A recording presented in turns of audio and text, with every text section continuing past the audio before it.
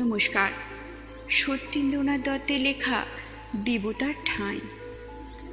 ভিখারি ঘুমায়েছিল মন্দিরের ছায়ে, সহসা ভাঙিল ঘুম চিৎকার ধ্বনিতে। জাগিয়া চাহিয়া দেখে পূজারি দাঁড়ায়ে, গালি পাড়ে ক্রোধে যায় ধাইয়া মারিতে। বিস্ময়ে ভিখারি বলে, গোসাই ঠাকুর, বুঝিতে না পারি মোরে কেন দাও গালি? ভিক্ষা মেঘে ফিরিয়াছি সারাটি দুপুর, শ্রান্ত বড় তাই হেথা শুয়েছিল খালি।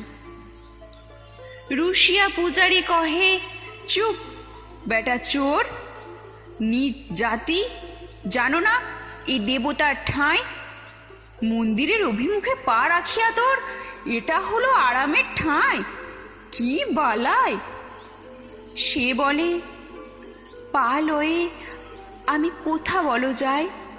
এ জগতে সকলেই যে দেবতার ঠাঁই। নমস্কার।